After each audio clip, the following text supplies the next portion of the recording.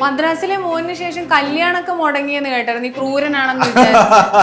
അങ്ങനെ മുടങ്ങിയിട്ടുണ്ടോ ഒരുപാട് കല്യാണം? തമിഴ് തെലുങ്ക് ഹിന്ദിയിൽ എടുക്കുന്ന പടമാണ്. ഞാൻ തമിഴ് മാത്രമേ ഉള്ളൂ.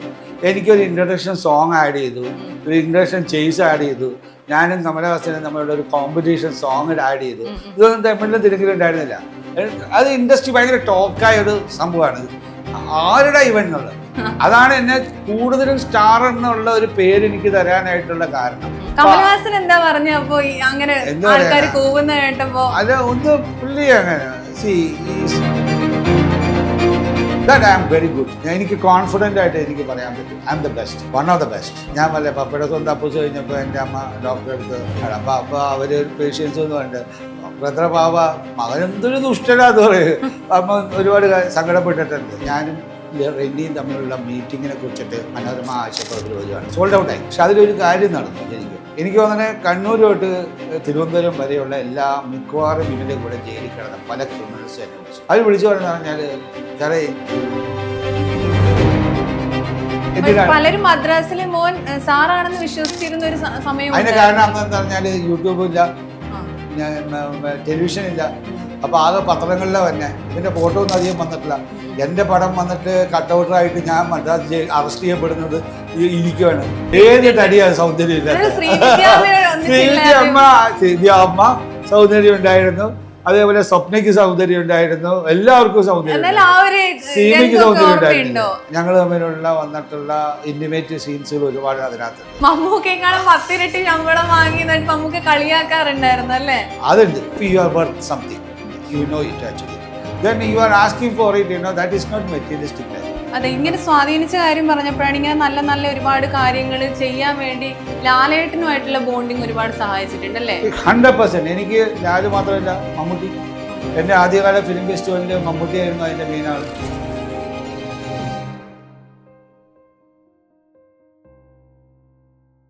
ടാറ്റ സ്റ്റീലിന് ഡിസ്ട്രിബ്യൂട്ടർ ആയിരുന്നതുകൊണ്ട് ഞാൻ കൽക്കട്ടയിൽ പോയി അവരുടെ R&D ഡിപ്പാർട്ട്മെൻറ്റുമായിട്ട് ചേർന്ന് ഞാൻ അതിൻ്റെ എല്ലാ റിസർച്ച് വർക്കിനകത്തും അവരുമായിട്ട് ചേർന്ന് എന്നെ അവർ പഠിപ്പിച്ചു തന്നു. അതേപോലെ തന്നെ ഞാൻ പറഞ്ഞ സൗത്ത് ഇന്ത്യൻ റിസർച്ച് സെൻ്ററിൻ്റെ മറ്റേ തലമണിയിൽ IIT-യിലെ പ്രൊഫസർ കല്യാണരാമൻ സാർ എല്ലാം വന്ന് എന്നെ അവരിത് ട്രെയിൻ മീ. അണ്ണാ യൂണിവേഴ്സിറ്റി ശാന്തകുമാർ സാറല്ല. സോ സിമെൻറ്റിലും സ്റ്റീലിലും ഞാൻ നന്നായിട്ട് മുമ്പിലേക്ക് പോയി. ഇവിടെ പല ക്യാമ്പസുകളിലും ഞാൻ ആ സമയത്ത് ക്ലാസ് എടുക്കാൻ പോയിരുന്നു പുതിയ പ്രോഡക്റ്റുകളെ കുറിച്ചിട്ട്. എൻ്റെ ചേട്ടൻ ഞാൻ ഫെഡോ പോയി ഒരു പ്രസൻറ്റേഷൻ നടത്തുകയാണ്. അപ്പോൾ എൻ്റെ അമ്മ എന്നെ കളിയാക്കും. ഞാൻ എഞ്ചിനീയറിംഗ് പോകാനായിട്ട് പോയപ്പോൾ അത് പഠിക്കാതെ ഇൻസ്റ്റിറ്റ്യൂട്ടിൽ പോയവരാ. ഇപ്പോൾ രാത്രിയും പകലും ഇടുന്ന അതിൻ്റെ ഡ്രോയിങ് പഠിച്ച് അതിൻ്റെ കാര്യങ്ങൾ പഠിച്ച് ഞാൻ പോയി പറയേണ്ട ഒരു ചീസോൾ നിമിത്തങ്ങളാണ്. ഞാൻ എന്തുകൊണ്ടാണ് അതിലേക്ക് ഇപ്പം അധികം കയറാത്തതെന്ന് പറഞ്ഞാലുണ്ടല്ലോ, സി മൈ ലൈഫ് ഞാൻ അതിന് കറക്റ്റ് പറയുന്ന ഒരു സമയമുണ്ട്. എൻ്റെ ഇപ്പോൾ ഈ പ്രോഗ്രാം ഹിറ്റാവുമെന്ന് ഞാൻ വിശ്വസിക്കുന്നു. എൻ്റെ ഈ ഗ്രാമർ ബുക്കും അതിനോട് ചേർന്ന് എൻ്റെ AI-യുടെ പ്രോഗ്രാമും. കാരണം ദാറ്റ് വിൽ റെവല്യൂഷനൈസ് ഡെഫിനറ്റ്ലി. അപ്പോൾ ഞാൻ ഡെഫിനറ്റായിട്ട് ഒന്ന് ഈ തരത്തിലുള്ള നമ്മളെന്താണെന്ന് പറഞ്ഞാൽ എവറി മൂവ്മെൻറ്റ്. കാരണം എൻ്റെ കിൻഡർ ഗാർഡൻ തൊട്ട് തന്നെ എനിക്ക് ത്രില്ലിങ്ങാണ്, മനസ്സിലായില്ലേ? അപ്പോൾ ആ ത്രില്ലിങ്ങിനെ ഞാൻ എപ്പോഴും ആസ്വദിച്ചിരുന്നുകൊണ്ടാണ് ഞാൻ ഇങ്ങനെ ആയത്. അപ്പം അതുകൊണ്ട് എന്നെ ഇപ്പോൾ ആൾക്കാർ തെറ്റിദ്ധരിച്ചിരുന്ന ഞാൻ എൻ്റെ ഈ സ്റ്റാർഡം കളഞ്ഞതിനെ കുറിച്ചിട്ട് എന്ത് തന്നെ പറഞ്ഞാലും എന്നെ അത് ബാധിക്കില്ല. ഞാൻ അതിനെ വിഷമിക്കാതെ പോകുന്നത്. പിന്നെ അതൊക്കെ ഹിറ്റാവട്ടെ. കമലഹാസനില്ലേ, കമലഹാസൻ സാറിന്റെയും സാറുമായിട്ടുള്ള ഒരു രംഗം ഉണ്ടായിരുന്നല്ലോ. ആ സമയത്ത് തലൈവാന്ന് വിളിച്ചിട്ട് കമലഹാസൻ മുഖത്ത് അടിക്കുന്ന രംഗം വന്നപ്പോ അത് ആൾക്കാർ വിട്ടില്ല. അത് മുഖത്തല്ല ഇടിക്കണ ഫൈറ്റിൽ തന്നെ ഇടിക്കുക. അത് വേറെ നല്ലത്. അത് എന്താ സംഭവം എന്ന് പറഞ്ഞാല് പോണ്ടിച്ചേരിയിൽ ഷൂട്ട്. അത് ഏതായിരുന്നു? സകലകല രാമലക്ഷ്മണൻ. ആ സോങ് അത് അന്ന് 120ാമത്തെ ദിവസം ഓടിക്കൊണ്ടെങ്ങാണ്ടിരിക്കുകയാണ്. 120-130 അങ്ങാണ്ട് പോണ്ടിച്ചേരിയിൽ 2 തിയേറ്ററിലെങ്ങാണ്ട്. അപ്പോൾ സ്റ്റുഡൻസ് ഫുള്ളായിട്ട് ഞാൻ പുള്ളി കമലഹാസൻ സാറ് ഞാനും കൂടി അഭിനയിക്കാൻ വന്നിട്ടെന്ന് അറിഞ്ഞിട്ട് ഓടി എത്തിയായിരുന്നു. അപ്പോൾ കംപ്ലീറ്റ് സ്റ്റുഡൻസിൻ്റെ ലീഡറായിട്ടാണ് ഞാൻ നിൽക്കുന്നത്. അപ്പോൾ ഫൈറ്റിൻ്റെ സമയത്ത് പുള്ളി എന്നെ ഇടിക്കുന്ന സീൻ വരുമ്പോൾ ജനം കൂടും. അങ്ങനെ ഷൂട്ടിങ് അങ്ങനെ നിർത്തേണ്ടി വന്നു. ഇൻഡസ്ട്രി ഞെട്ടിപ്പോയി, ഇതാരോടാ വരുന്നത്. ഞാനൊക്കെ പുള്ളി ഇവിടെ ഞാൻ ഇവിടെ നിൽക്കണേ. പക്ഷെ ഇതൊക്കെയാണ് ഞാൻ പറഞ്ഞത്, ഓഡിയൻസ് പെട്ടെന്ന് എടുക്കൂലേ, മനസ്സിലായ? അത് തന്നെ. അപ്പോൾ അതേപോലെ നിങ്ങളിപ്പോൾ നസ്ലീനെ മോഹൻലാലുമായിട്ടൊക്കെ കമ്പയർ ചെയ്ത പോലെ അങ്ങനെയൊക്കെ ആൾക്കാർ. എന്നാലും ഒരു അപ്പം കുറെ സീനുകളൊക്കെ പിന്നീട് ആഡ് ചെയ്തു അല്ലേ? അതുണ്ടായി. അത് എന്താ പറഞ്ഞാൽ ഞാൻ തിരിച്ച് മറ്റേ ഞങ്ങൾ പോണ്ടിച്ചേരിയിൽ നിന്ന് വന്നപ്പോൾ തന്നെ ഭയങ്കര ഇൻഡസ്ട്രി ടോക്കായി. തമിഴ് തെലുങ്ക് ഹിന്ദിയിൽ എടുക്കുന്ന പടമാണ്. ഞാൻ തമിഴ് മാത്രമേ ഉള്ളൂ. എനിക്കൊരു ഇൻട്രഡക്ഷൻ സോങ് ആഡ് ചെയ്തു, ഒരു ഇൻട്രഡക്ഷൻ ചേസ് ആഡ് ചെയ്തു. ഞാനും കമലഹാസനും തമ്മിലുള്ള ഒരു കോമ്പറ്റീഷൻ സോങ് ആഡ് ചെയ്തു. ഇതൊന്നും തമിഴിലും തെലുങ്കിലും ഉണ്ടായിരുന്നില്ല. അത് ഇൻഡസ്ട്രി ഭയങ്കര ടോക്കായ ഒരു സംഭവമാണ്. ആരുടെ ഇവൻ എന്നുള്ളത് അതാണ് എന്നെ കൂടുതലും സ്റ്റാർ എന്നുള്ള ഒരു പേര് എനിക്ക് തരാനായിട്ടുള്ള കാരണം. ഇങ്ങനെ ഒരു സാധനങ്ങൾ വന്നപ്പോൾ ഭയങ്കര സ്റ്റാർഡം എന്നുള്ള ഒരു ഫീലിംഗ് എനിക്ക് ഉണ്ടാക്കി. കമലഹാസൻ എന്താ പറഞ്ഞപ്പോ അങ്ങനെ ആൾക്കാർ കൂവുന്ന കേട്ടപ്പോ? അല്ല, ഒന്ന് പുള്ളി അങ്ങനെ is extra ordinary talented person. Actually compare ചെയ്യുമ്പോഴത്തേക്ക് ഞാൻ അത്ര ടാലന്റഡ് ഒന്നും ഒന്നല്ല. ഞാൻ എൻ്റെ എൻ്റർടൈൻ ചെയ്ത് ഞാൻ ഈ വഴി കൂടി ഞാൻ എൻ്റെ കാര്യങ്ങൾ ചെയ്തു, അത് ക്ലിക്കാവുന്നു. ഞാൻ എൻ്റെ കൂടുതൽ കോമ്പറ്റൻസി ഫിലിം സ്റ്റഡീസിലാണ്. That I am very good. എനിക്ക് കോൺഫിഡൻ്റ് ആയിട്ട് എനിക്ക് പറയാൻ പറ്റും I am the best, one of the best. I should say that, not the best എന്ന് പറയണം. അത് one of the best actually in film സ്റ്റഡീസിൽ.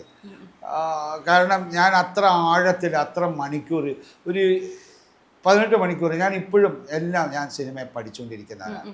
സിനിമയുടെ ആഴത്തിൽ എന്ന് പറഞ്ഞാൽ ചരിത്രം മുതൽ അതിന് ഏത് മാസ്റ്റർ എന്ത് സിനിമ ചെയ്തിട്ടുണ്ട്, എന്താ ടെക്നോളജി, അതിന് എല്ലാ കാര്യങ്ങളെയും ഞാൻ കൂടുതൽ ആഴത്തിൽ മനസ്സിലാക്കി സിനിമയുടെ ലൈക്ക് അതിൻ്റെ ഗ്രാമറിനെ വന്ന് വിശകലനം ചെയ്തുകൊണ്ടാണ് എനിക്ക് വന്നിട്ട് പുതിയ രീതിയിലേക്ക് ഒരു സിനിമയെ പ്രത്യക്ഷപ്പെടുത്താനായിട്ടെല്ലാം ചെയ്യും. അതെൻ്റെ വർക്കിലും കാണുന്നുണ്ട്. എനിക്കറിയാം എന്ത് ഓഡിയൻസിന് ആവശ്യമുണ്ടെന്നുള്ളത്. അതിനെ എനിക്ക് എൻ്റെ സിനിമയിലൂടെ എനിക്ക് കൊണ്ടുവരാൻ സാധിക്കും. അതിനുള്ളൊരു പ്രോഗ്രാമാണ് ഞാൻ ഉണ്ടാക്കുന്നത്. ആ പ്രോഗ്രാമിനകത്തേക്ക് ഞാൻ എൻ്റെ അറിവുകൾ മുഴുവൻ ഞാൻ ഫീഡ് ചെയ്തിട്ടുണ്ട്, എയിലേക്ക് മിറർ ചെയ്തിട്ടുണ്ട്. അപ്പോൾ അതും ഞാൻ എൻ്റെ ഈ പഠിച്ചിരിക്കുന്നത് ഞാൻ ഈ വിഷ്വൽ ലിറ്ററസി അതൊരു പെഡഗോജിയാണ്. ഒരു ഇമേജിനെ എനിക്ക് ആരെ വേണമെങ്കിലും ഒരു 1 അവറിനുള്ളിൽ പിക്കാസോനെ പോലുള്ളവരുടെ മോഡേൺ ആർട്ട് ഉണ്ടല്ലോ വായിക്കാൻ പഠിപ്പിക്കാൻ പറ്റും. അതാണ് എൻ്റെ ഏറ്റവും വലിയൊരു പവർ എന്ന് എനിക്ക് പറയാം. ദൃശ്യഭാഷ സാക്ഷരത എന്ന് പറയുന്ന ഒരു പെഡഗോജി, ഒരു പഠന മാർഗം ഞാൻ ഈ തുഞ്ചൻ പറമ്പിൽ തൊട്ട് ഞാൻ ലോഞ്ച് ചെയ്തിട്ടുണ്ട്.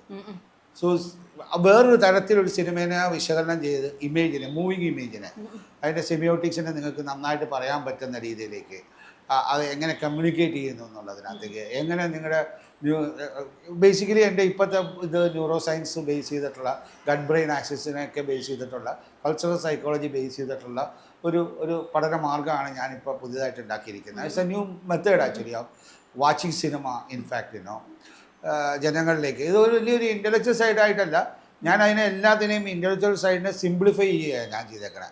സാധാരണ മനുഷ്യൻ എങ്ങനെ ഉപയോഗിക്കാൻ പറ്റുന്ന രീതിയിലേക്ക് മാറ്റുക എന്നുള്ള ആ ഒരു ഇൻ്റലക്ച്വാലിറ്റി മറ്റൊരു തമ്മിലുള്ള ഒരു അകൽച്ചയുണ്ട് കേരളത്തിൽ. They are all some people think they are very intellectuals. അത് സാധാരണ മനുഷ്യർ, സാധാരണ ആൾക്കാർ, അങ്ങനെ ഒരു വേർതിരിവ് ഇവിടെ ഉണ്ടാക്കി. അത് നമ്മൾ ഉടക്കി 100%. മനസ്സിലായോ? അതിനെ സിംപ്ലിഫൈ ചെയ്ത ഒരു മെത്തേഡാണ് ഞാൻ വന്ന് ചെയ്തിരിക്കുന്നത്. അതെനിക്ക് വളരെയധികം ശക്തമായിട്ട് എനിക്ക് അതിനെക്കുറിച്ചിട്ട് സംസാരിക്കാൻ സാധിക്കും. വളരെ ശക്തപൂർവ്വം എനിക്ക് സംസാരിക്കാൻ സാധിക്കും സിനിമയിൽ ഇന്നിപ്പോൾ എക്സിസ്റ്റ് ചെയ്യുന്ന ആരുമായിട്ട്. കാരണം ആ രീതിയിലേക്ക് ഞാൻ എൻ്റെ പരിശ്രമങ്ങൾ ഞാൻ കൊണ്ടുപോയിട്ടുണ്ട്. ഈ 35 വർഷവും ഞാൻ നോക്കിക്കഴിഞ്ഞാൽ ഞാൻ ഓരോ സെക്കൻഡ് സിനിമ പഠിക്കാൻ വേണ്ടി ഞാൻ ഉപയോഗിച്ചതാണ്. അത് പ്രൂവ് ആവോ ഇല്ലയോ എന്നുള്ളത് നോക്കട്ടെ, അപ്പോൾ അറിയാം. ഓക്കെ. തുടരെ തുടരെ നായകനായിട്ട് വന്നു. പിന്നെ മദ്രാസിലെ മോൻ തൊട്ടാണ് വില്ലനായിട്ട് ചെയ്യാൻ തുടങ്ങിയത്. അത് ആ ഒരു സിനിമയിലെന്ന് പറഞ്ഞാൽ അതിക്രൂരനായിട്ടുള്ള ഒരു വില്ലനായിരുന്നു റെനി ജോർജ്. നമ്മുടെ കേരളത്തെ ഞെട്ടിച്ച കരിക്കിൻ വില്ല കൊലപാതക കേസിലെ അവർ റെനി ജോർജ് സുഹൃത്തായിരുന്നു എന്ന് കേട്ടിട്ടുണ്ട്. ശരിയാണോ? സത്യമാണ്. ഇപ്പോഴും സുഹൃത്താണോ? ഇപ്പോഴും ഞങ്ങൾ നിരന്തരം കാണില്ലെങ്കിലും അന്ന് ഞങ്ങൾ ഒരുമിച്ചായിരുന്നു. ഞാൻ അവന് ആ സ്ഥലത്തുനിന്ന് എൻ്റെ സ്ഥലത്തായിരുന്നു അവൻ താമസിച്ചത്, ഈ 4 പേരും. അപ്പോൾ ഞാൻ അവരുടെ പോക്കിൽ എനിക്ക് ശരിയായില്ല എന്ന് പോയപ്പോൾ ഞാൻ അവരെ പറഞ്ഞ് അവിടെ നിന്ന് വിടുക ചെയ്തേ. 6 മാസം കഴിഞ്ഞപ്പോൾ ഞങ്ങളൊക്കെ ഞെട്ടി. ശങ്കറിനും ശ്രീനാഥിനൊക്കെ അറിയാവുന്നതാണ് ഇവരെ. അപ്പോൾ കാരണം എൻ്റെ റൂമിൽ തന്നെ ഞങ്ങൾ പേപ്പറിൽ കാണുകയാണ് ഇവർ കൊലപാതകം ചെയ്ത് അറസ്റ്റ് ചെയ്യപ്പെട്ടത്. അപ്പോൾ അങ്ങനെ പല കാര്യത്തിൽ നിന്ന് ഞാൻ റൈറ്റ് ടൈമിൽ എൻ്റെ റൈറ്റ് ഡിസിഷൻസ് ചിലപ്പോൾ ഉണ്ടാവാറുണ്ട്. കാരണം എനിക്ക് ഒരു ചെറിയ ബോർഡറുണ്ട്. അപ്പോൾ അതുകൊണ്ടാണ് ഞാൻ ഒരുപാട് വിവാദങ്ങളിൽ പെടാത്തത്. ഞാൻ അവിടെ എത്തുന്നതിന് മുമ്പ് തന്നെ അത് എൻ്റെ ആവശ്യമല്ല. ഞാൻ വൺ സിമ്പിൾ വേർഡ് ഞാൻ പറഞ്ഞുതരാം. സ്പോർട്സ് എന്താണ് ഇൻഡസ്ട്രി? ഇപ്പോൾ ലൈക്ക് റഗ്ബി ആയാലും ഫുട്ബോൾ ആയാലും ഭയങ്കര വയലൻ്റാണ് ശരിക്കും അതിനകത്ത്. പക്ഷെ അതിനൊരു റൂൾസ് ഉള്ളതുകൊണ്ടാണ്. മനസ്സിലായ? ഒരു ബോർഡർ ഉണ്ട്. അങ്ങനെ ഒരു ബോർഡർ ഇല്ല, അതിന് നിയമങ്ങളെ ഇല്ലെങ്കിൽ അത് കാണാൻ രസമില്ല. മനസ്സിലായ? അതുപോലെ തന്നെയാണ് life. You should have certain borders. You should not cross that one.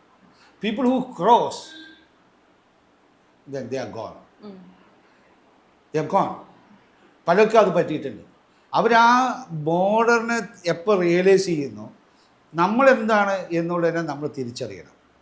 നമ്മൾ കിട്ടിയ എല്ലാത്താണ്. ഇപ്പോൾ ഞാനൊരു സ്റ്റാറായി കഴിഞ്ഞപ്പോൾ എനിക്ക് കിട്ടാവുന്ന ഒരുപാട് കാര്യങ്ങളുണ്ടായിരുന്നു.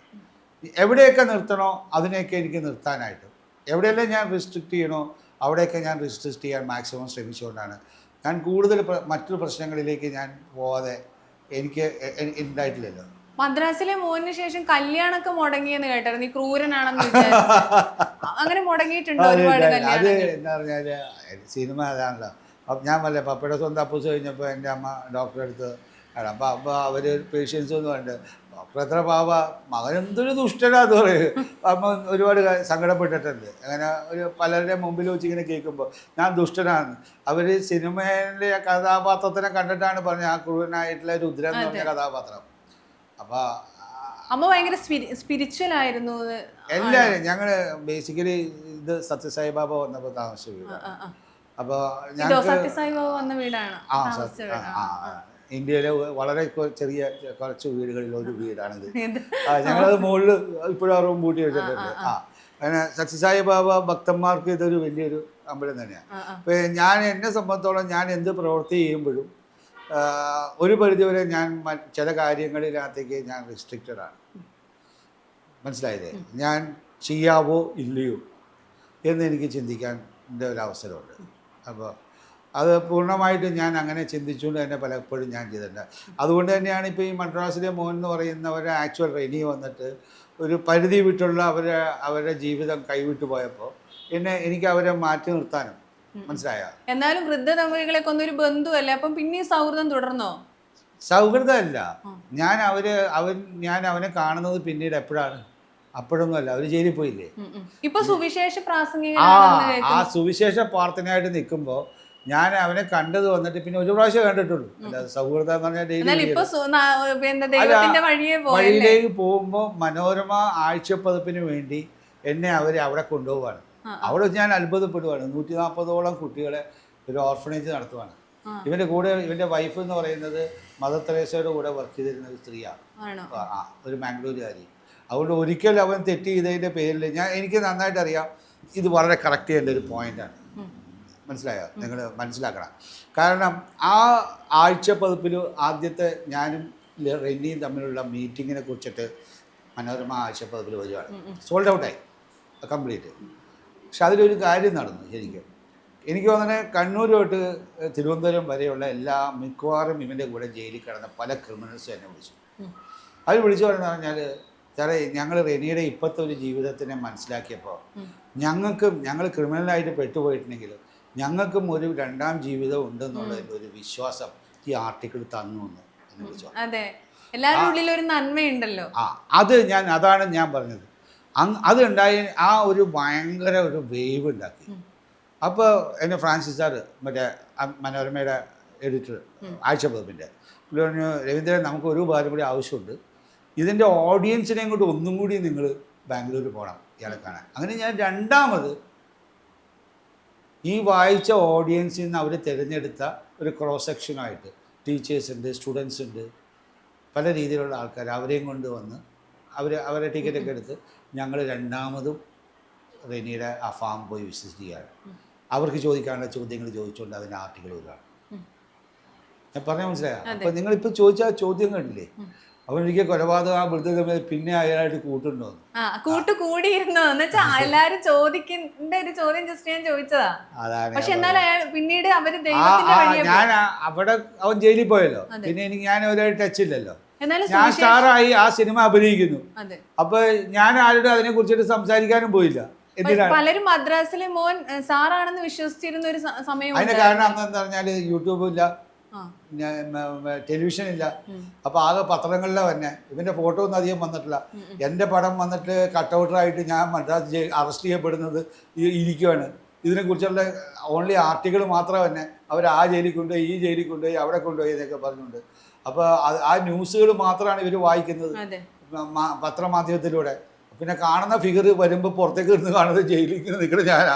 അവരുടെ മനസ്സിൽ എൻ്റെ ഫിഗറാണ് ആ ഒരു ചുരുണ്ട മുടിയും ഒക്കെ കണ്ട ഇവൻ കൊന്നിരിക്കുക ആൾക്കാരത് തോന്നുന്ന രീതിയിലുള്ള ഒരു ക്രൂരഭാവത്തിലൂടെ ഞാൻ നിൽക്കുന്ന ഒരുത്തൻ.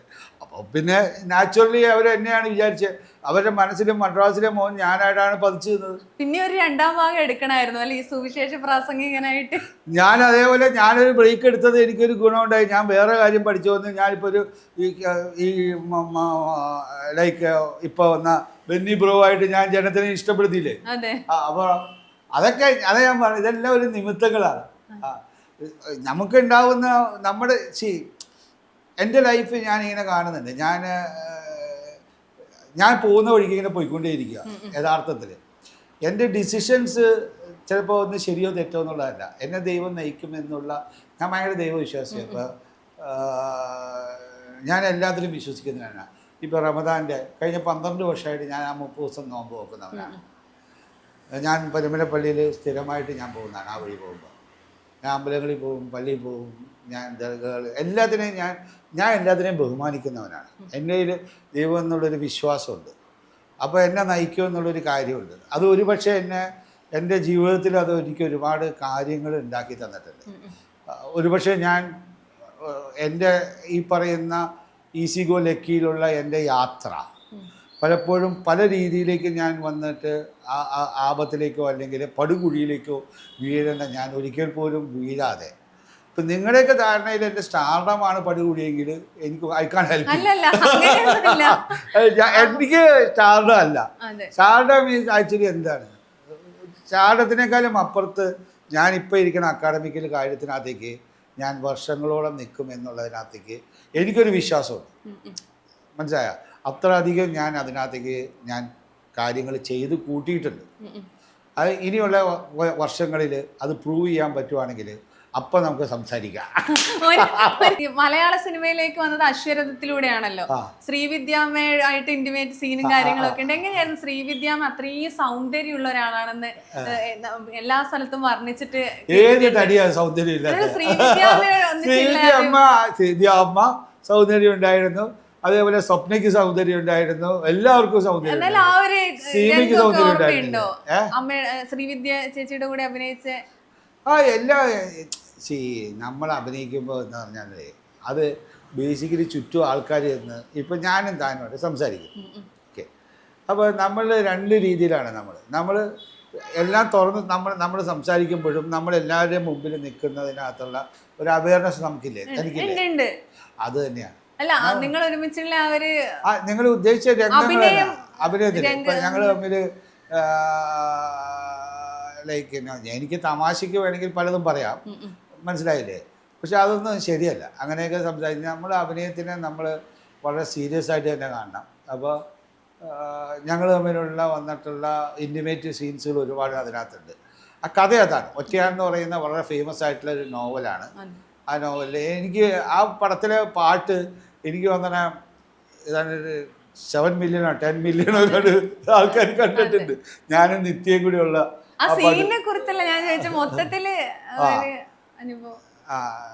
അല്ല എല്ലാം വന്നിട്ട് ഞാൻ ആ സമയത്ത് എന്താ പറയണേ, ഏത് സമയം ഞാൻ എൻ്റെ ആക്ട് ചെയ്യാൻ നേരത്തെ എൻജോയ് ചെയ്തിട്ട് ചെയ്യാറ്. ഞാനങ്ങനെ എനിക്കങ്ങനെ കഷ്ടപ്പാടുകൾ വന്നിട്ടുള്ള അല്ലെങ്കിൽ അങ്ങനത്തെ ഒരു സാധനമൊന്നുമില്ല. ശശിയേട്ടൻ എന്നെ ഭയങ്കര കാര്യമായിരുന്നു. അതുകൊണ്ട് തന്നെ ഞാൻ ഭയങ്കര കംഫർട്ടബിൾ സോണിലാണ് ഞാൻ പോയി അഭിനയിക്കുക. ശരിക്കും ഞാൻ തുറന്നു പറയാം. ഞാൻ പറഞ്ഞില്ല, ഞാൻ ഈ ഡയറക്ടറോട് സംസാരിക്കുമ്പോൾ ആദ്യം ഞാൻ ഡയറക്ടറോട് വർത്തമാനം പറയും. ആ വർത്തമാനത്തിൽ ഞാൻ അവിടെ പുള്ളിയുടെ എന്നോടുള്ള ആ ഒരു കമ്മ്യൂണിക്കേഷൻ എനിക്ക് മനസ്സിലാവും. ആ കമ്മ്യൂണിക്കേഷനിൽ നമുക്ക് വൈബ് ചെയ്യാൻ പറ്റും എന്നുള്ളത് കാണുമ്പോഴാണ് ഞാൻ ആക്ച്വലി പോയി ചെയ്യുക. യഥാർത്ഥത്തിൽ ഞാൻ കൂടുതലും എൻ്റെ തീരുമാനം, അല്ലാതെ സിനിമയുടെ കഥയോ അല്ലെങ്കിൽ അതൊന്നുമല്ല, രണ്ട് എനിക്ക് പെർഫോം ചെയ്യാനുള്ള ഒരു സാധനം ഉണ്ടോ. ഞാൻ ഫുൾ സിനിമയുടെ കഥ കേൾക്കാറില്ല. അതൊന്ന് ഞാൻ എന്നോട് അവർ പറയും, ഞാൻ പറയും ഒന്നും പറയണ്ട, നിനക്കറിയാം എന്നെക്കാളും കൂടുതലായിട്ട്. ഞാൻ സിനിമ പഠിപ്പിക്കുന്ന ഒരു തന്നെ അപ്പം ഞാൻ കയറി അഭിപ്രായം പറയില്ല ഒരിക്കലും. മനസ്സിലായില്ല. അവരവരുടെ ഫ്രീഡത്തിലാണ് വന്നിട്ട്. വേറൊരാൾ എൻ്റെ സ്റ്റുഡൻ്റായിട്ട് എൻ്റെ വരുമ്പോഴാണ് ഞാൻ സിനിമ പറയേണ്ടത്. അല്ലാതെ ഞാൻ കയറി തല കയറിയിട്ട് ഞാൻ പോകുന്ന സിനിമയിൽ കയറി തലയിടുക അതൊന്നും ഞാൻ ചെയ്യില്ല. എൻ്റെ റോളുണ്ടോ അതിനെ ഞാൻ എത്ര നന്നാക്കി അവൻ എന്ത് മനസ്സിൽ കാണുന്നോ അതിലേക്ക് ഞാൻ കൊടുക്കുക. അത് ഞാൻ ഒരിക്കലും സിനിമ അഭിനയിക്കുന്ന സമയത്ത് ഞാനായിട്ടല്ല അതിനെ കൺട്രോൾ ചെയ്യുക. ആ കൺട്രോളിങ് പവർ ഞാൻ ഡയറക്ടറൊക്കെ കൊടുക്കുക. ഞാൻ പെർഫോം ചെയ്യും, അവൻ രസിക്കുന്നുണ്ടോ ഇല്ലയോ എന്നുള്ളത് ഞാൻ അവനോട് തന്നെയാണ് ചോദിക്കുന്നത്. ഇതാണോ നീ ഉദ്ദേശിച്ചതെന്ന് ഞാൻ ചോദിക്കും. അത് തന്നെ കേട്ടാ ഇത് തന്നെ ഫോളോ ചെയ്താൽ മതിയെന്ന് അവൻ പറയും. പിന്നെ ഞാനത് പിടിച്ചങ്ങ് ചെയ്യും. അവന് ഇൻട്രസ്റ്റിംഗ് ആയിരിക്കും. അത് കലക്കി ഇത് കലക്കി എന്ന് അവൻ പറഞ്ഞുകൊണ്ടേയിരിക്കും. ഞാനത് എനിക്ക് ഭയങ്കര സന്തോഷം തരും. ഞാനത് ചെയ്തുകൊണ്ടേയിരിക്കും. മലയാളത്തിൽ പക്ഷെ വരുന്ന സമയത്ത് മമ്മൂക്കയെക്കാളും ലാലേട്ടനെക്കാളും കൂടുതൽ ശമ്പളം വാങ്ങുന്ന ഒരാളായിരുന്നു. ഞാൻ തമിഴില് സൂപ്പറായില്ലേ. അപ്പോൾ തമിഴ് അനുസരിച്ചിട്ടാണ് എനിക്ക് മലയാളത്തിലെ വേതനം വന്നത്. അപ്പോൾ ഞാൻ ആ കാലഘട്ടത്തിൽ തുടക്കം ജോൺ ജാഫർ ജനാർദ്ദനൻ തൊട്ട് ഭൂകമ്പം അതെല്ലാം വന്നിട്ട് ഞാൻ അപ്പോൾ സ്റ്റാർ ആയിരുന്നതുകൊണ്ട്, തമിഴിലെ സ്റ്റാർ ആയിരുന്നതുകൊണ്ട് അതിനോട് ഒരുപാട് താഴേക്ക് തരാൻ പറ്റില്ല. അപ്പോൾ എനിക്ക് ഇവരിൽ നിന്ന് ഒരുപാട് ഉയർന്ന ശമ്പളം മേടിക്കാൻ ഉള്ള ഒരു അവസരം എനിക്ക് കിട്ടി. മമ്മൂക്കയെക്കാളും 10 ഇരട്ടി ശമ്പളം വാങ്ങി മമ്മൂക്ക കളിയാക്കാറുണ്ടായിരുന്നു അല്ലേ? അതുണ്ട്. മമ്മൂട്ടി അവൻ കളിയാക്കുക. എനിക്ക് 3000 കിട്ടുമ്പോൾ അവൻ 50,000 മേടിച്ച ജോൺ ജോഫറില്. അത് പുള്ളി പറയാ. അപ്പൊ പുള്ളി ഇപ്പൊ എന്റെ കാലം 100 ഇരട്ടി മേടിക്കണ്ടേ, ഞാനിപ്പോ എന്ത് ചെയ്യാൻ പറ്റും? അപ്പൊ ഞാൻ പറയും അല്ല ഇതൊക്കെ ഞാനെന്താ പറയാ എത്ര രൂപ ശമ്പളം മേടിച്ചതെന്നുള്ളതൊന്നും വലിയ വിഷയം. ഞാനെന്നറിയാം, see I don't see everything materialistically. ഒരു പക്ഷേ ഞാൻ ജനിച്ച സാഹചര്യം, ഞാൻ ജനിച്ചു വളർന്ന വീട്, മനസ്സിലായി. നിങ്ങളിപ്പോൾ സ്പിരിച്വൽ ചോദിച്ചില്ലേ, അങ്ങനെയുള്ള എല്ലാ കാര്യത്തിനകത്തേക്ക് ഞാൻ വളർന്നു വന്നതൊരു മെറ്റീരിയലിസ്റ്റിക് അപ്രോച്ചിലൂടെ അല്ല. മനസ്സിലായില്ലേ? എന്ത് കാര്യത്തിനും വേണ്ടി പൈസ നേടിയാൽ മതി എന്ന് പറയുന്ന ഒരു രീതിയിലല്ല. എൻ്റെ അമ്മ പാവങ്ങളുടെ ഡോക്ടർ എന്നാണ് അറിയപ്പെട്ടിരുന്നത്. അപ്പോൾ മരുന്നിന് കാശില്ലെങ്കിൽ അമ്മ അവർക്ക് വണ്ടിക്കൂലിയും കാശും ഒക്കെ കൊടുത്തയക്കുന്ന ഒരു ഇതായിരുന്നു. അതിനെ ഭയങ്കര സ്നേഹമായിരുന്നു. നാട്ടിലെല്ലാവർക്കും അറിയാവുന്നൊരു കാര്യമാണ്. അപ്പോൾ ആ കാലത്ത് അങ്ങനെ ഞങ്ങളൊരു മെറ്റീരിയലിസ്റ്റിക് ലൈഫിൽ ജീവിച്ചവരല്ല. അപ്പോൾ അതുകൊണ്ട് എൻ്റെ കാഴ്ചപ്പാട് നിങ്ങൾ ഇപ്പോൾ എല്ലാം നിങ്ങൾ മെഷർ ചെയ്യുന്നത് അതിലാണ്. പൈസ എത്ര കൂടുതൽ മേടിച്ച് അല്ല, ആ കാലത്ത് എന്തായാലും ഞാൻ പറഞ്ഞ അതിനകത്തൊരു വ്യത്യാസമുണ്ട്. പലപ്പോഴും അതാ ഞാൻ പറഞ്ഞത്, ഈ സ്റ്റാർഡം അതിലല്ല ഞാൻ കാണുന്നത്. സ്റ്റാർഡം എന്ന് പറയുന്നത് നമ്മൾ ഉണ്ടാക്കപ്പെട്ടിരിക്കുന്ന ഒരു മെറ്റീരിയലിസ്റ്റിക് സാധനമാണ്. മനസ്സിലായി? ഒരു പൊസിഷനിങ് ആണ്. അതിനോടുള്ള അഭിമാന്യമാണ്. ഇന്നത്തെ തലമുറ അത് നോക്കുന്നില്ല. നിങ്ങൾ ആലോചിക്കുക. മനസ്സിലായോ? ഇന്നത്തെ ന്യൂജനാണ് ഏറ്റവും വലിയ ഇത്. ഈ 80-ന് ശേഷം ഉണ്ടായിരിക്കുന്ന ഉണ്ടായിരിക്കുന്ന ഏറ്റവും വലിയ പ്രോബ്ലം എന്ന് പറഞ്ഞാണ്ടല്ലോ, നമുക്ക് ഇതിലേക്ക് എത്താൻ വേണ്ടി നമ്മളൊരു നേട്ടങ്ങൾ നെയ്യാൻ വേണ്ടി നമ്മുടെ എത്തോസിനെ നമ്മൾ സാക്രിഫൈസ് ചെയ്തുകൊണ്ട് പോയിക്കൊണ്ടിരിക്കുന്ന ഒരു കാലഘട്ടത്തിൽ പ്രതിഫലത്തിന് വേണ്ടി ഭയങ്കരമായിട്ട് പ്രതിഫലം മേടിക്കുന്നതിനകത്ത് നല്ല സ്ട്രിക്റ്റ് ആവുന്നതിനകത്ത് തെറ്റൊന്നുമില്ല ഞാൻ പറയുന്നത്. മനസ്സിലായോ? പ്രതിഫലം മേടിക്കുന്നതിനകത്തല്ല ഞാൻ പറഞ്ഞത്. ബട്ട് അത് നമ്മൾ ചെയ്യുന്ന ജോലിക്കുള്ളൊരു കൂലിയാണ്. മനസ്സിലായോ? ഞാൻ പറഞ്ഞ അതിൽ മാത്രമല്ലല്ലോ. നിങ്ങളൊരു ജോലി ചെയ്യുന്നു, നിങ്ങൾ if you are worth something, you know it actually, then you are asking for it, that is not materialistic life. മനസ്സിലായോ? You sacrifice lot of your ethos, for certain things actually, materialistic ഒരു ഗെയിന് വേണ്ടിയിട്ട്. അപ്പോഴാണ് നമ്മൾ പിന്നീട് ദുഃഖിക്കേണ്ടി വരിക എപ്പോഴും. അത് let's not go to philosophy actually. നമുക്ക് ഓരോരുത്തർക്കും നമ്മുടേതായ ഒരു പേഴ്സണൽ സാധനമുണ്ട്. ഞാനതാ പറഞ്ഞത്, പലപ്പോഴും ഓരോരുത്തരും ഇപ്പോൾ ഇറ്റ്സ് ലൈക്ക് ഓരോ മണ്ണിനനുസരിച്ചിട്ടാണ് അതിലുണ്ടാകുന്ന മരങ്ങളായാലും എല്ലാം വളർന്നു വരിക. അല്ലേ? അതേപോലെ ഞാൻ ജനിച്ചു വളർന്ന എൻ്റെ ഈ വീട് എന്നെ ഒരുപാട് കാര്യങ്ങൾ ഷേപ്പ് ചെയ്തിട്ടുണ്ട്, എൻ്റെ ഐഡിയോളജിയിലല്ല. അപ്പോൾ ഞാൻ അതിലായിരിക്കും പോകുന്നത്. അത് ശരിയോ തെറ്റോ എന്നുള്ളത് എനിക്കറിയില്ല. അപ്പോൾ അതിലൂടെ ഞാൻ കടന്നു പോവുക. അപ്പോൾ അത് എന്നെ ഒരുപാട് സ്വാധീനിച്ചിട്ടുണ്ട്. അതെ, ഇങ്ങനെ സ്വാധീനിച്ച കാര്യം പറഞ്ഞപ്പോഴാണ് ഇങ്ങനെ നല്ല നല്ല ഒരുപാട് കാര്യങ്ങൾ ചെയ്യാൻ വേണ്ടി ലാലേട്ടനുമായിട്ടുള്ള ബോണ്ടിങ് ഒരുപാട് സഹായിച്ചിട്ടുണ്ട് അല്ലേ? 100%. എനിക്ക് ലാല് മാത്രമല്ല, മമ്മൂട്ടി. എൻ്റെ ആദ്യകാല ഫിലിം ഫെസ്റ്റിവലിൽ മമ്മൂട്ടിയായിരുന്നു അതിൻ്റെ മെയിൻ ആൾ. പിന്നെ ഷോർട്ട് ഫിലിം ഫെസ്റ്റിവൽ പോയപ്പോഴാണ് ലാൽ അതിൻ്റെ കാര്യങ്ങൾ മുമ്പിലേക്ക് എടുത്തത്. എന്നെ ഒരുപാട് സഹായിച്ചിട്ടുള്ള, എന്നെ സപ്പോർട്ട് ചെയ്തിട്ടുള്ള, എൻ്റെ ഈ അക്കാഡമിക് പ്രവൃത്തിയെ ചെയ്ത രണ്ടുപേരും മമ്മൂട്ടി മോഹൻലാലാണ്. അവർ രണ്ടുപേരാണ് എന്നെ വളരെയധികം സഹായിച്ചത്. ഇൻഡസ്ട്രിയിൽ ഒരുപാട് പേരുണ്ട്. ലാലേട്ടന് ഒരുപാട് ആഗ്രഹങ്ങളുണ്ട്, പക്ഷെ അവർക്ക് സമയവും ഇല്ല. അല്ല, അതാണ് ഞാൻ പറഞ്ഞത്. I always think actually Pranav is more luckier than Lal ഞാൻ വിചാരിക്കും. കാരണം ഈ പുള്ളിക്കാരന് ജീവിക്കാൻ ആഗ്രഹമുള്ള രീതിയിൽ ജീവിക്കാൻ ജീവിക്കുന്നുണ്ട്. അതൊരു വലിയ ഭാഗ്യമാണ്. നിങ്ങൾക്ക് അറിയാൻ പാടില്ല, നമ്മൾ ആഗ്രഹിക്കുന്ന രീതിയിലേക്ക് നമുക്ക് തന്ന ഒറ്റ ലൈഫേ ഉള്ളൂ. അത് നമ്മൾ ആഗ്രഹിക്കുന്ന രീതിയിലേക്ക് നമ്മൾ സന്തോഷവാനായിട്ട്, നമുക്ക് സന്തോഷമുള്ള കാര്യങ്ങൾ മാത്രം ചെയ്യാനായിട്ട് പറ്റുന്ന ഒരു ഫ്രീഡം കിട്ടുക എന്ന് പറഞ്ഞാൽ ഭയങ്കര ഭാഗ്യമാണ്. നിങ്ങൾ നേടുന്നത് അതാ ഞാൻ പറയുന്നത്. നമുക്കൊക്കെ അതുണ്ട്. ആർട്ടിസ്റ്റിനെ സംബന്ധിച്ചിടത്തോളം നിങ്ങൾ എടുക്കുന്ന കാഴ്ചപ്പാടാവുന്നത്. ആർട്ടിസ്റ്റുകൾക്ക് ഭയങ്കര ഈ സ്റ്റാർഡ് ഒക്കെ ഉണ്ടാവും, പുറത്തിറങ്ങി നടക്കാനൊന്നും പറ്റില്ലല്ലോ. അത് ഭയങ്കര നിങ്ങൾക്ക് അറിയില്ലാത്തതുകൊണ്ട് ഭയങ്കര ശ്വാസം മുട്ടലാണ്. എല്ലാവർക്കും സ്വയം ഒരു ഫ്രീഡം ഉണ്ട്. എല്ലാവരും ആഗ്രഹിക്കുന്നവരാണ്. അവരെല്ലാവരും ഒരു ഫ്രീഡം ആഗ്രഹിക്കുന്നവരാണ്. മനസ്സിലായ? ഒരിക്കലും ഒരു വോയറിസത്തിന് ഭാഗവേദന ആവാനാവില്ല. എന്ന് പറഞ്ഞാൽ വോയറിസം നമ്മുടെ ഒളിച്ചുപോട്ടത്തിന് നമ്മളെ ഒരുത്തിനിങ്ങനെ കണ്ടുകൊണ്ടേ നോക്കിക്കൊണ്ടിരുന്ന നമുക്ക് വന്നിട്ടുള്ള അതിനകത്ത് മനസ്സിലായില്ലേ, ഒരു ഇപ്പോൾ ഒരു സ്റ്റാക്കർ നിങ്ങളെ കുറേ നമുക്കൊരു ഇൻസെക്യൂരിറ്റി തോന്നും, നമ്മുടെ അൺഈസിനെസ് ഫീൽ ചെയ്യില്ലേ. നമ്മൾ ഒരിക്കലും വന്നിട്ടുള്ളതിനകത്തേക്ക് അങ്ങനെയല്ല. നമ്മളൊരു ഫ്രീഡം. ഇപ്പം തെറ്റിദ്ധരിക്കപ്പെടാം. ഞാനതാ പറഞ്ഞ വയനാട് വിഷയം മമ്മൂട്ടിയെ തെറ്റിദ്ധരിക്കപ്പെട്ടില്ലേ ഇല്ലേ? മോഹൻലാൽ എത്രയോ കാര്യത്തിനകത്ത് തെറ്റിദ്ധരിക്കപ്പെട്ടിട്ടുണ്ട്. ശരിക്കും എന്തോരം ചെയ്യാത്ത ഒരു കാര്യത്തിന് എന്തോരം പേര് വന്നിട്ട് അദ്ദേഹത്തിനെ ക്രൂശിച്ചിട്ടുണ്ട്. അതെല്ലാം വന്നിട്ടുള്ളതിനകത്ത് എന്തോരം വേദന അനുഭവിച്ചു കാണാം. അപ്പോൾ നമ്മളതിനെയൊക്കെ മനസ്സിലാക്കേണ്ട ഒരു കാര്യമാണ്. നമ്മളൊരു ജീവിതത്തിനകത്തേക്ക് ഈ സ്റ്റാർഡ് എന്ന് പറയുന്നത് പലപ്പോഴും ഒരു ബേർഡനായിട്ട് മാറാറുണ്ട്. പലപ്പോഴും വന്നിട്ടുള്ളത് അങ്ങനെയാണത്. അതിനോട് കിട്ടുന്ന എല്ലാ സുഖസൗകര്യങ്ങളും കാര്യങ്ങളും ഒക്കെ ഉണ്ടെങ്കിലും വന്നിട്ട് പലപ്പോഴും നമുക്ക് തിരിച്ചറിയാൻ പറ്റില്ല നമ്മളോട് കാണിക്കുന്ന സ്നേഹം, പലരുടെയും സ്നേഹം യഥാർത്ഥമാണെന്ന്. അറിയാൻ പറ്റില്ല. നമ്മൾ കഷ്ടത്തിലിരിക്കുമ്പോൾ നമുക്ക് മനസ്സിലാക്കാൻ പറ്റും നമ്മളോട് കാണിക്കുന്ന സ്നേഹം യഥാർത്ഥമാണെന്ന്. അപ്പം നമ്മളിലേക്ക് ഏതാണ് നമ്മൾ ഭാഗ്യവാൻ? ഞാൻ ആത്മാർത്ഥമായിട്ടൊന്ന് ചോദിച്ചു നോക്ക്. നമ്മൾ യഥാർത്ഥമായിട്ട് നിൽക്കുന്നതാണ് ഏറ്റവും വലിയ ലൈഫിൻ്റെ ഏറ്റവും വലിയ അച്ചീവ്മെൻറ്റ്. അതാണ് ഞാൻ ഈ പ്രണവിൻ്റെ കാര്യം പറഞ്ഞു. വളരെ നമ്മൾ ആരും അറിയപ്പെടാത്തൊരു സ്ഥലത്ത്, ലാലിനെ പോലുള്ള ഒരു സ്റ്റാർഡറിൻ്റെ മകനാണ് എന്ന് അറിയപ്പെടാത്തൊരു സ്ഥലത്തിലൂടെ യാത്ര ചെയ്യാനാണ് അദ്ദേഹത്തിന് ഇഷ്ടം. മനസ്സിലായോ? അത് ഭയങ്കര ഭാഗ്യമായിട്ട് ഞാൻ ഫീൽ ചെയ്യണേ. അതെ, അത് ശരിക്കും ഒരു ഭാഗ്യം. എന്ന് വെച്ചാൽ ഇഷ്ടപ്പെട്ട സ്ഥലത്ത് പോവാം, ആൾക്കാരുമായിട്ട് ഇടപെടാം. എങ്ങനെ നിലത്ത് കിടന്നത് ഞാനൊക്കെ അങ്ങനെ എൻ്റെ പഠിക്കുന്ന കാലത്തൊക്കെ ഞാൻ ട്രൈ ചെയ്യുമായിരുന്നു. മനസ്സിലായോ? കാരണം ഞാനത് വായിച്ചു നോക്കിയിട്ട് എനിക്കറിയാം 90-ൽ ഞങ്ങൾ ബിസിനസ് ചെയ്യുന്ന സമയത്ത് ഞാൻ അമേരിക്കയിൽ പോയപ്പോൾ 3 മാസത്തോളം ഞങ്ങൾ ബസ്സിലാണ് യാത്ര ചെയ്തത്. ഞാൻ ഗ്രേ അക്കൗണ്ടിൽ ടിക്കറ്റ് എടുത്തത്. അപ്പോൾ മലയാളി ആരുമില്ല. അപ്പോൾ ഞാൻ ലുക്കിലൊക്കെ മെക്സിക്കനായിട്ട് അവർ ഫീൽ ചെയ്യായിരുന്നു, ഈ ചുരുണ്ട മുടിയും മറ്റൊക്കെ. അപ്പോൾ ഞാൻ ബസ് സ്റ്റോപ്പിൽ കിടന്നുറങ്ങി.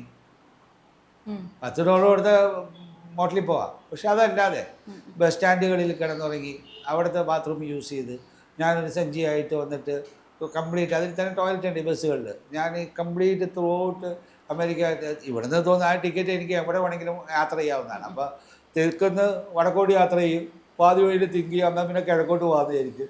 അങ്ങനെ ഓരോ ജംഗ്ഷനിൽ നിന്ന് അങ്ങനെ തോന്നി ഞാൻ കുറേ നാൾ അങ്ങനെ ഞാൻ യാത്ര ചെയ്തിട്ടുണ്ട്.